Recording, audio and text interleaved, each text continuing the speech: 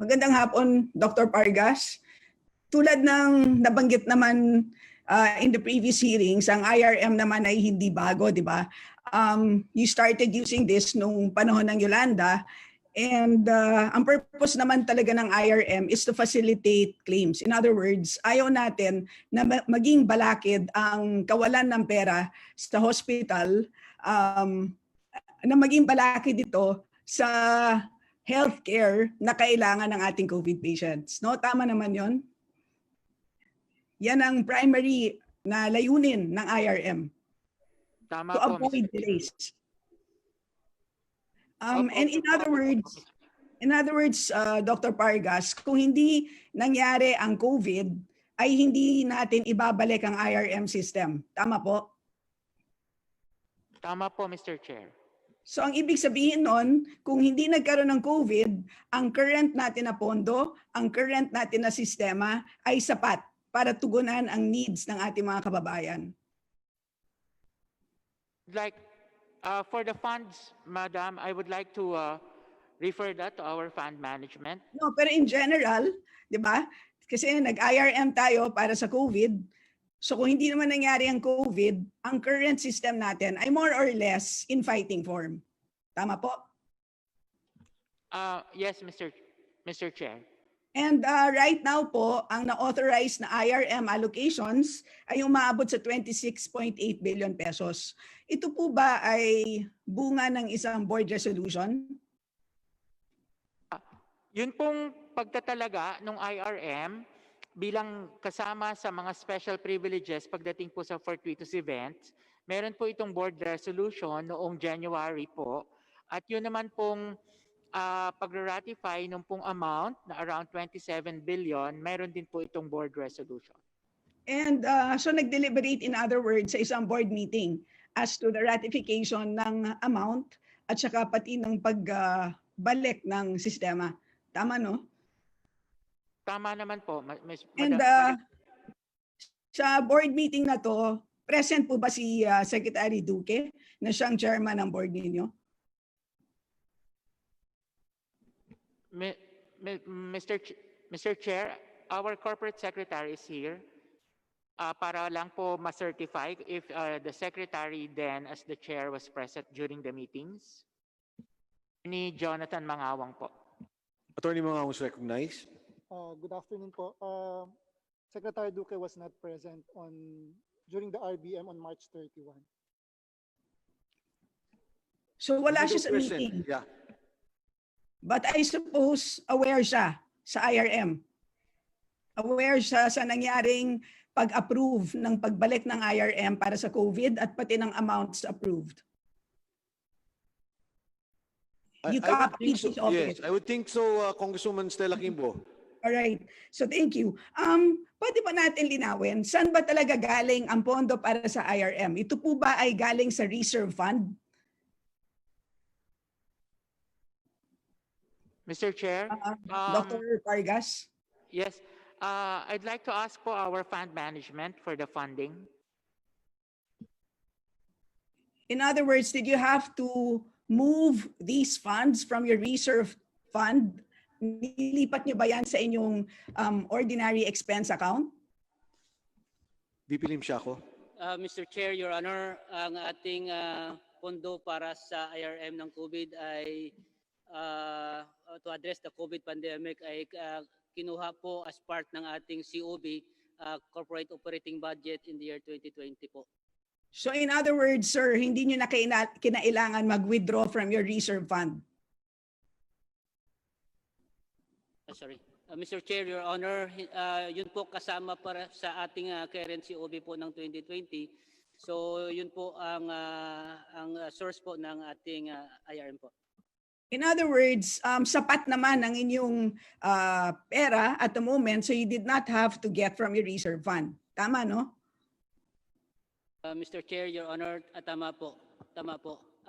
Subalit po, ang ating actuary po ay may computation ng amount para sa COVID po that kailangan din po natin makonsider po. Sige, mamaya na lang natin yan pag-usapan. But right now, pwede ba natin linawin kung ano yung proseso So you determine the allocations. So yan po ay nasa isang board resolution. Pag okay ng ang allocations at i-release na ito, sino po ang humahawak ng IRM releases? Ito ba ay pumupunta sa regional office or diretso sa hospital?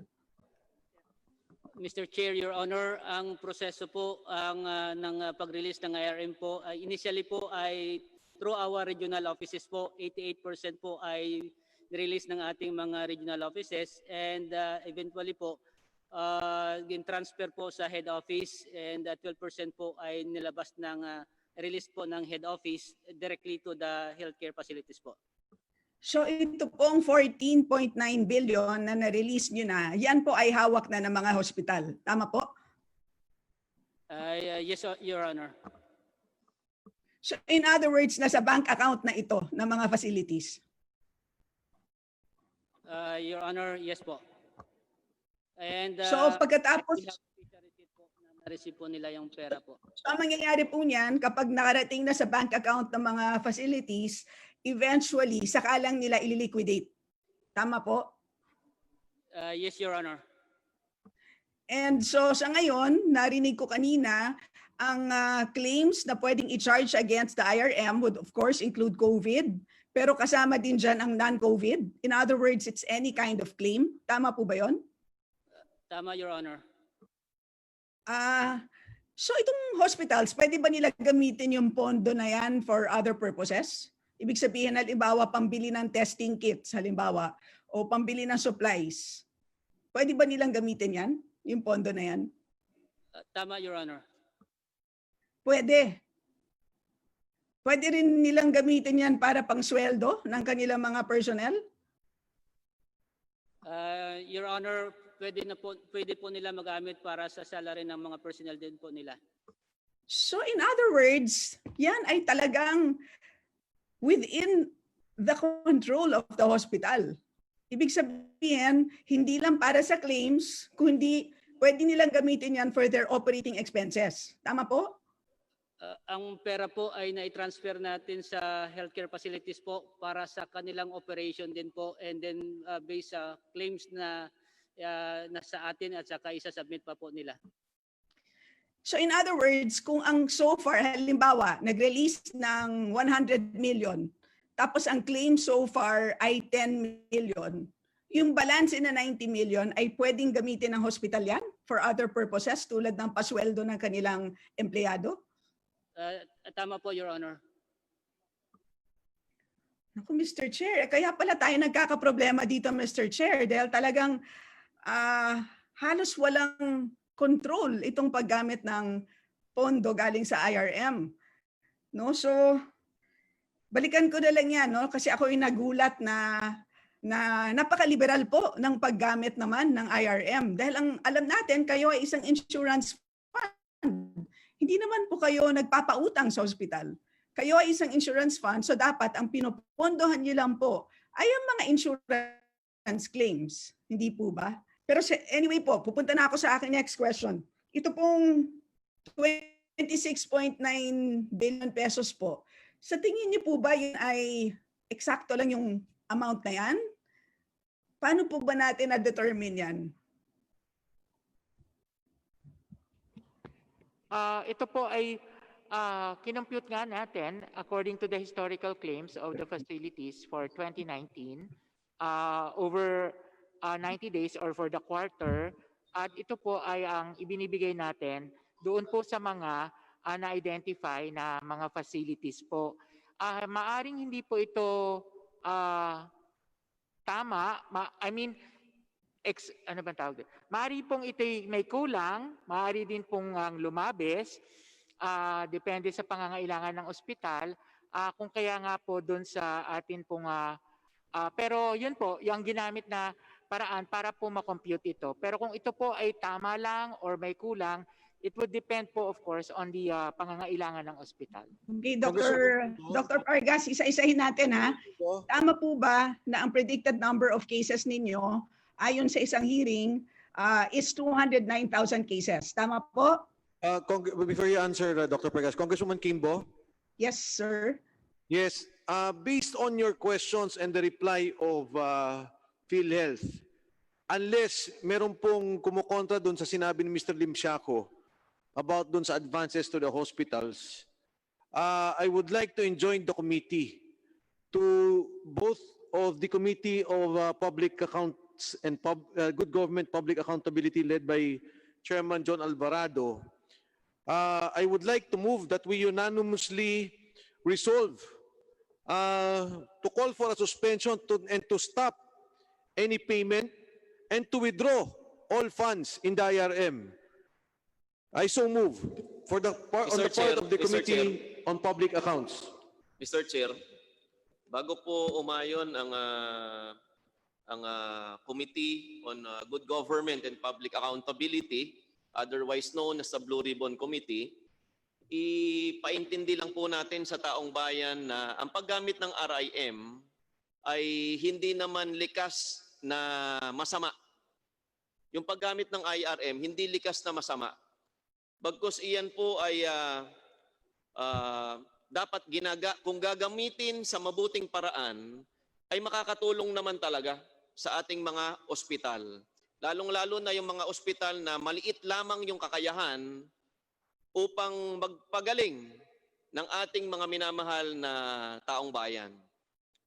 Ngunit sa panahon po na ang isang insurance, kagaya po ng PhilHealth, na dapat ay nagbabayad pagkatapos na nung dapat po nagre-reimburse o nagbabayad pagkatapos po na ang isang miyembro ay magkaroon ng sakit at kailangan bayaran sa ospital, ay nagbibigay na ng advance na tulong sa hospital.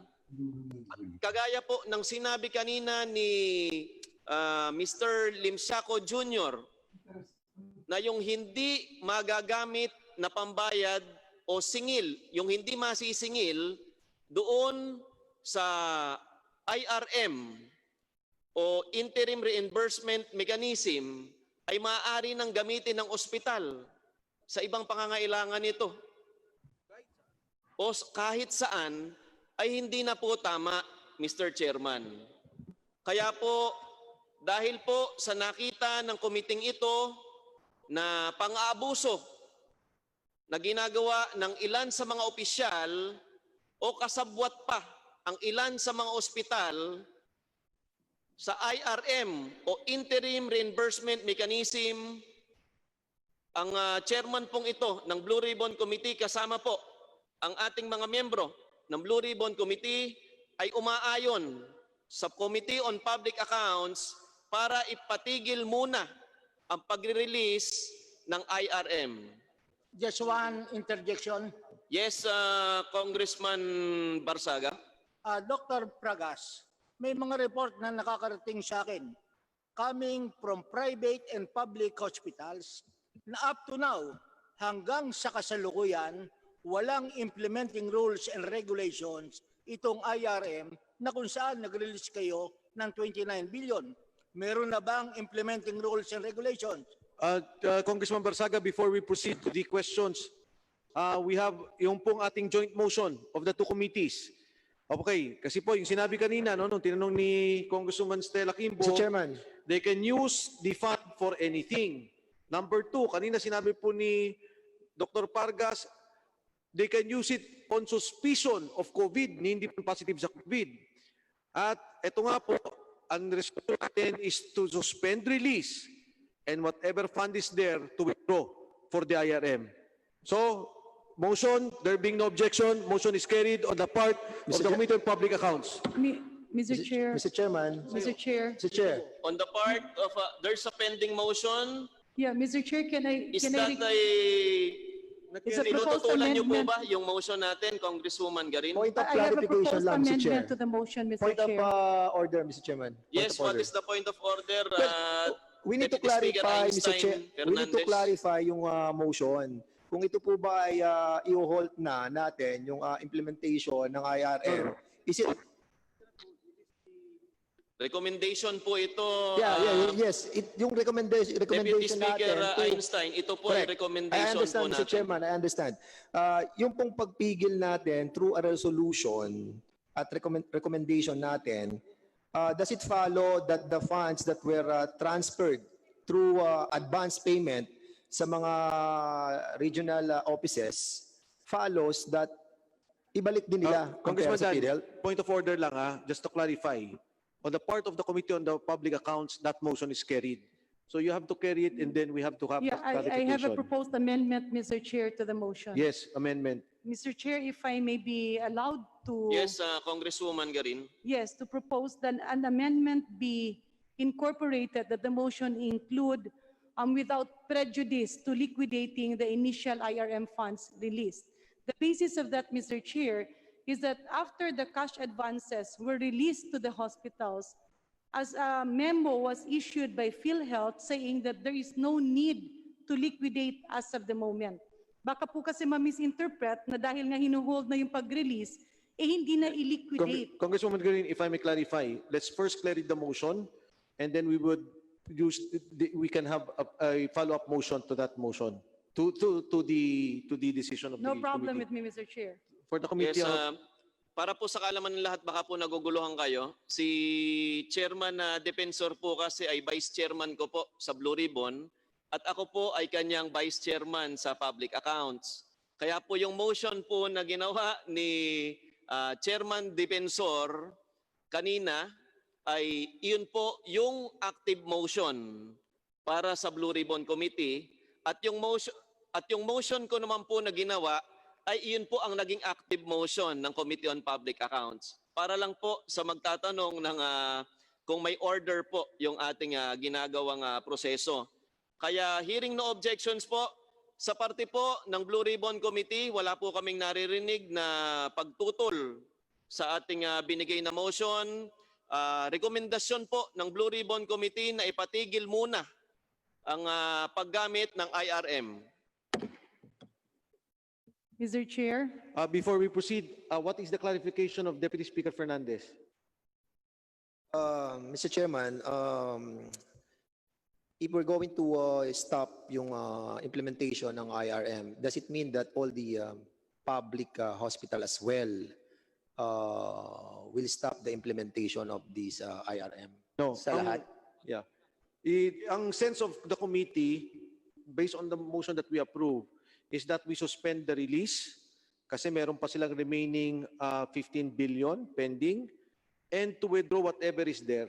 Ngayon, babalik po tayo dun sa motion ni Honorable Janet Garin kasi may 2.7 na nandyan na po sa mga hospital under liquidation. In other words, Mr. Chairman, yung pong na-advance na almost 15 billion sa mga hospitals will not be stopped anymore. Ang sinasabi po natin, sa totality ng 30 billion, yung pong na-i-advance na po sa mga hospitals, ililiquidate na lang po yon. At yung remaining na 15 billion...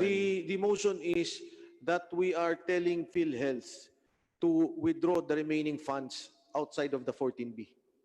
Kasi So- di ba, 27, nag-release na ng 14, Yes. may niliquidate na 2.7. So ano yung pending doon? Medyo linawin natin to. Baka mamaya mababo yung pondo ng ating mga miyembro ng PhilHealth. Motion to I-withdraw. suspend, Chairman Defensor. Okay, Mr. Chairman... Motion to suspend. Sorry. Session suspended.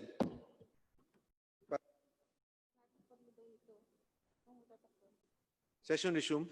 Mr. Chairman, Congressman, Yeah. Deputy Speaker Fernandez. so we wanted to be clarified doon sa ating pong approval ng ating pong kahilingan sa PhilHealth na yung pong na-advance na almost 14 billion, is that right, Mr. Chairman, ay subject for liquidation ng PhilHealth. At yung natitira pang additional na 15 billion, yun muna po ang hold until such time na maliquidate na ng mga hospital yung na-advance ng PhilHealth. Yun lang po ang gusto kong i-clarify, Mr. Chairman. Thank you, Deputy Speaker Fernandez. The Honorable Garin. Mr. Chair, clarification lang po. Yung pong inaprubaran natin is a motion that no further release of IRM will be made. Tama po ba, Mr. Chair? Yes. Kakibat rin doon sa inaprubaran natin dahil merong memo na nirelease ang PhilHealth na yung unang nagkaroon ng cash advance o IRM ay okay lang na hindi muna mag-liquidate yung po ibinabaliktad natin and we are calling for the immediate liquidation of cash advances. Tama po ba, Mr. Chair? Yes. However, because we firmly believe that hospitals and PhilHealth members should not suffer, tayo po ay nananawagan ng mabilis na reimbursement ng mga legitimate na gastusin related sa COVID ng ating mga ospital at pasyente. Tama po, Mr. Chair. Tama yun. At ito ay pagbalikwas na, o ito na rin yung pagtatama nung ginawang circular ng PhilHealth na wala mo ng liquidation. Yung binabanggit mo sa ngayon na Congresswoman Janet Garin. Yes, Mr. Chair. Thank you. Mr. Chairman, Yes, Honorable in support of Busaga. the statement of Congresswoman Garin, may na-receive tayong information that this August, the Board of Directors of PhilHealth has already made a decision to suspend further releases for IRM. Totoo ba yun o hindi? Who will be the competent person? Pwede po namin kilalanin ang ating members of the Board of PhilHealth. Sige po. Good afternoon po, Your Honors. Can you introduce Actually, yourself and what office you represent? Dr. Gonzaga, member of the board. Representing ano, ma'am? Representing which sector? Expert panel po. Apa. Nasuspend na po namin yung release ng interim reimbursement mechanism during the last meeting of the board. Ngayon, if I remember correctly, ang initial ho namin requirement was to liquidate within 60 days after the check has been released. But as far as I remember, marami po nakiusap na ospital dahil sa dami po ng pasyente at karamihan po ng mga empleyado ay work from home. Kung pwede daw pong ma-delay ng kaunti ang pag-liquidate. So, hindi Nag-request daw po ang umaabot ng- ospital na mag-delay ng pag-liquidate. Apo, tuloy po. Ngayon, sa halip po naging 60 days, in-extend po ng 120 days para po mapagbigyan ang karamihan ng mga ospital all over the Philippines. Ang clarification po, nagkaroon ba ng pasya ang Board of Directors ng PhilHealth to suspend further releases for IRM? Ang initial po namin na pag-usapan ay within 2 weeks, subject to review, kasi periodic po dapat ang aming evaluation ng mga pag-release ng pera ng IRM. So, suspended muna. Opo. Okay. So, there is no conflict between our motion as well as the present position ng Board of Directors, Mr. Chairman. Yes. Okay. I'll just follow up my pending question, Dr. Pragas. Sa pagtatanong sa iyo kanina ni Congresswoman Quimbo, ang sabi mo pwedeng gamitin sa sweldo, pwedeng gamitin sa pagbili ng testing kit ng mga ospital na tumanggap ng IRM. Tama ba yon? Mr. Chair, it was SVP Limsiaco po. It was SVP Limsiaco who answered. Limsiaco po. Mr. Limsiaco, can you please reply? Mr. Chair, Your Honor, ganito po ang sistema po ano. Hindi, po ang more or tanong less- lamang kanina, pwede bang gamitin pambayad ng sweldo yung IRM?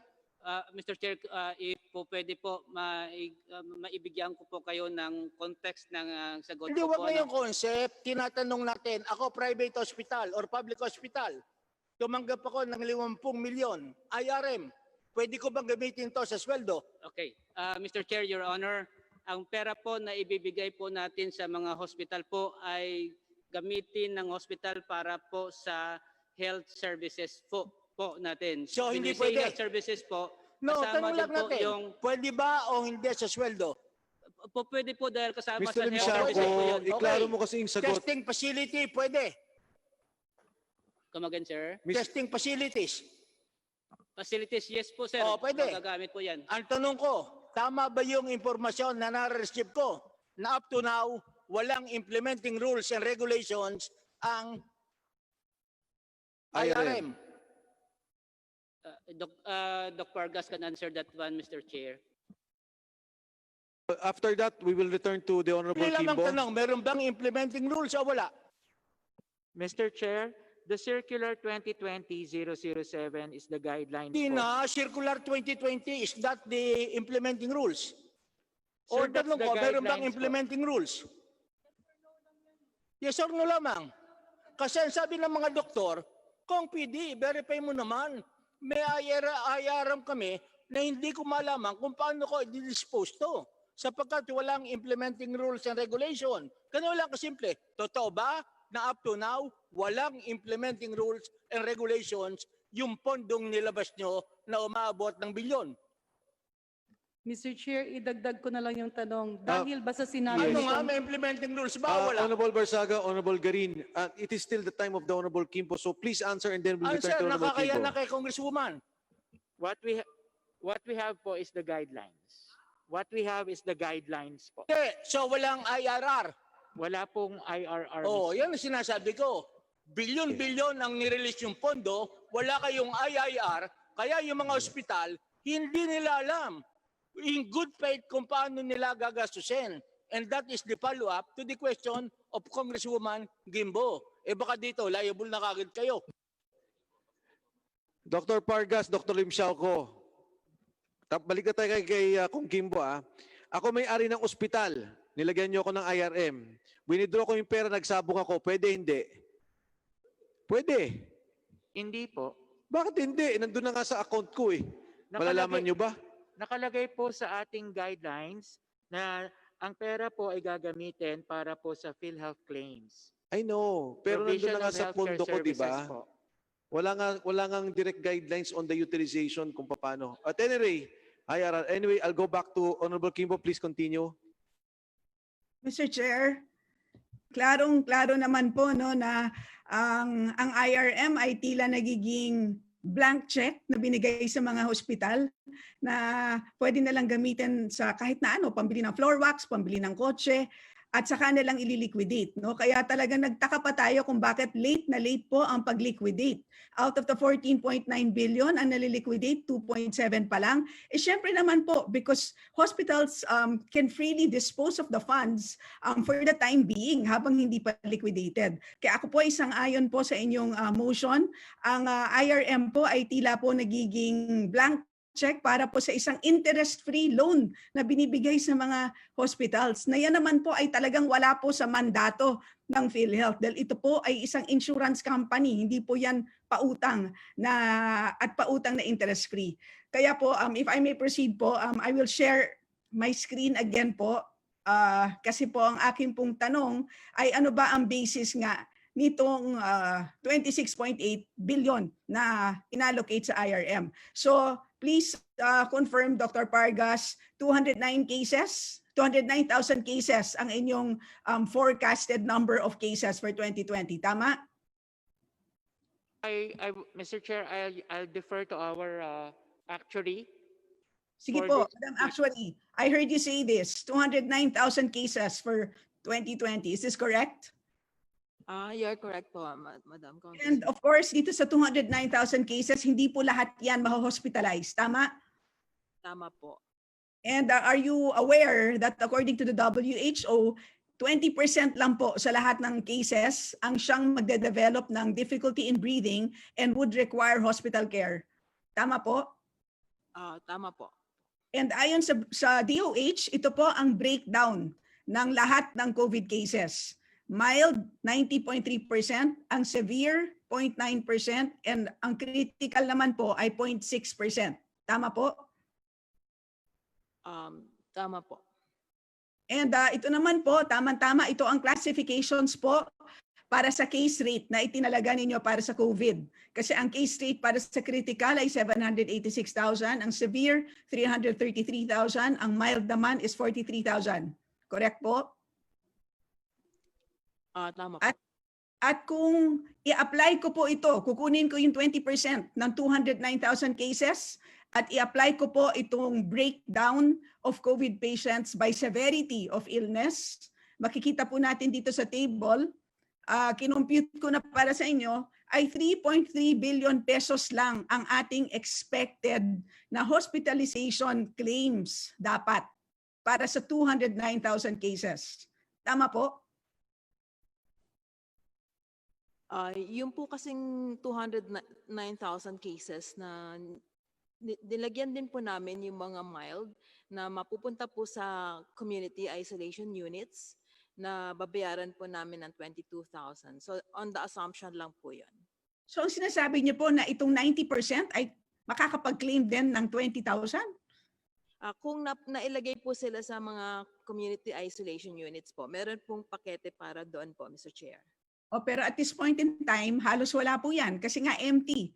Una sa lahat, kulang ang ating isolation facilities. Pangalawa, ay hindi naman po puno. Napakakaunti pa lang po ang naka-admit po dyan. So more or less, sa ngayon po ang aking pag-estima, 3.3 billion pesos lang po. So ang tanong ko po, bakit ang laki naman po ng inyong itinalaga para sa allocations ng IRM?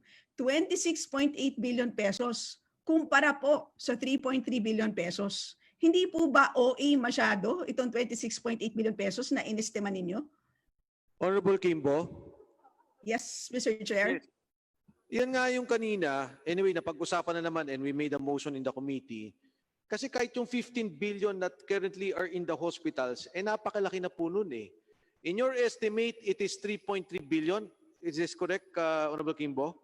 Tama po, 3.3 lang talaga. Kaya kahit na yung 14.9 na na-release na natin, kung ang motion niyo po kanina is to withdraw, ay agree din po ako doon. Pero syempre, sang-ayon naman po ako sa majority ng decision. No? But sa totoo lang po, yan lang po ang kailangan. Gusto kong tanungin dito, yung binabanggit ni Congresswoman Quimbo na 3.3 billion lang, kahit na anong pagtingin niya, meron ba makapag-refute dito from hospital policy, Dr. Pargas, to our actuary, Ms. Santiago, Ms. Neri Santiago, meron po ba kayong numero to controvert o kontrahin itong numero na binabanggit ni Honorable Quimbo? 3.3 billion. Kahit na po sabihin na natin na 5 billion, meron po ba tayong ebidensya na mapapakita na makokontradiktong assertion ni Honorable Quimbo? Yes, Ms. Santiago. Mr. Chair, Ms. Congresswoman, yes naman, maaari pong, kasi po magkakaiba po ang ating assumptions, ano? So hindi po namin ma-concretize ng data sa ngayon kasi po wala pa pong, hindi pa po sapat yung pumapasok na claims para sa COVID po. So, BP Neri Santiago, di po ba dapat bago kayo gumawa ng IRM, meron na kayong assumptions? Kasi nakikita naman po natin yan eh, di ba? Na Metro Manila may problema, ganito yung ibibigay natin pondo, ito yung mga sumusunod na may problema, tapos ito yung nagpapa-hospital. Ms. Quimbo, Congresswoman Quimbo, saan nyo po binase itong mga assumptions nyo? Ayan po, ay ginoogle search ko lang po. At syempre po, naghahanap tayo ng credible sources. Kaya kung nakikita niyo po, Mr. Chair, WHO ang ginamit ko po para sa hospital admissions. Dito naman po, that's from the DOH. That's their actual classification. Pwede po ba sabihin na ito rin po yung experience ng China at ng Estados Unidos? Tama po, dahil yan po ay galing sa WHO, global na experience na po yan, Mr. Chair. So yan po ang aking findings sa ngayon. At sa akin po, hindi katanggap-tanggap yung sinasabi po ni Madam Actuary na kulang pa po sila sa datos dahil po ang petsa po ng pag-release ng IRM, kung ako'y hindi nagkakamali, ay June 9. By June 9, Mr. Chair, alam na natin ang patterns ng ating COVID cases.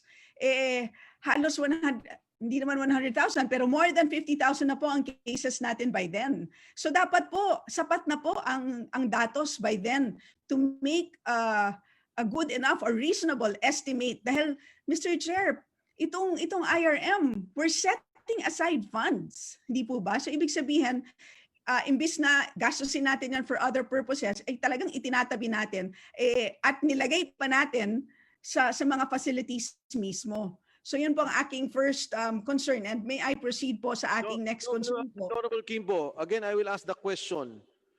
Sabi niyo, Madam, actually, ibang assumption ninyo. Are you saying and you're contesting the numbers as presented by the Honorable Quimbo? Hindi naman po, Mr. Chair, hindi naman po kino-contest. Iba lang po yung basis ng calculation po. May mga scenarios po na tinitingnan po tayo, kami po, pagdating po sa pag-calculate po ng impact ng COVID cases. Kasama rin po ba dyan yung suspected na binanggit ni Dr. Pargas na pag suspected, pwede na lang mag-claim ng package rate na 43,000 sa inyong assumption? Ang inilalagyan lang po namin ng amount is confirmed cases. Dr. po Pargas sa mentioned earlier that projections. if it's suspected, pwede na pong mag-avail of the package rate. Is that not correct, Dr. Pargas? You mentioned earlier. Please speak on the record. Yes, Mr. Chair. Part of our policy are the suspects and the probable, including the confirmed cases. And they can avail of the 43,000. Yes, Mr. Chair. Ayan ang nakakatakot. Congresswoman Quimbo, please continue. Siguro, Mr. Chair, hingin na lang natin ang kanilang pag-compute, no? Mr. Chair, one more point, no? Itong estimates ko is based on 209,000 cases. Kung si Madam actually ay magsabi sa atin na hindi ako agree na 209,000, baka pwede pa tayong mag-usap, di ba? Pero ito pong estimates ko ay para sa 209,000 cases na mismong si Madam actually na po ang nagsabi dito sa hearing na yan ang kanilang forecast. So napakadali naman po ng pag-compute. So sana po sa lalong mabilis na panahon ay isubmit po sa ating komite ng office po ng actuary ng PhilHealth ang kanilang computations. Ano ang kanilang naging computational basis para mag-allocate po ng 26.8 billion pesos and 14.9 billion ang i-release nila by June 9 po, Mr. Chair.